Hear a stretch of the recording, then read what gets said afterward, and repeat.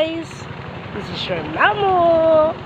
At eto po, andito kami ngayon ulit sa bukid ng aking nanay at tatay sa Antipolo.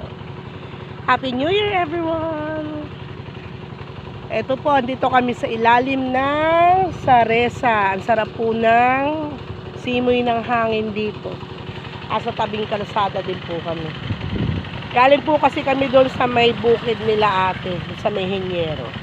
So, mas malamig dito. Pero ayun yung kubo nila.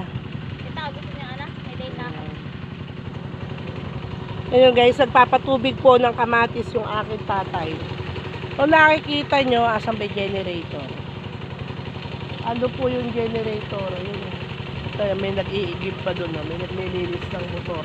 Yung mga dumadaan dito, ayun, libre linis sila ng mga sasakyan. Kasi sasalok lang doon, no? Kasi nga, nagpapatubig ang aking tatay ng kamatis. Kita nyo, ayan yun.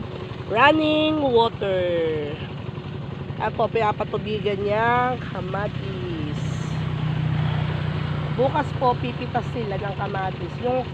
Yung kabilang dako doon, sa isang lote, pumipitas sila. Nung pong nung araw, yan, habang nagpapatubig yung tatay ko, yan, naglalaba kami dito. Dadalhin namin labahin namin, libre banlaw na. Dahil ang lakas po ng tubig dun sa may bomba, oh. Kita nyo.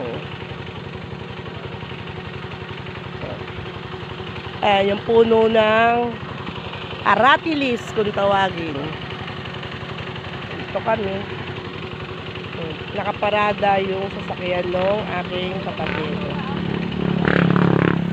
Daing bunga ng kamatis. Sabi ko, ano ba yung pamnan? Ito po yung bukid ng tatay ko na to is 2 hectares siya. Tabing kalsada. Ayun yung kubo.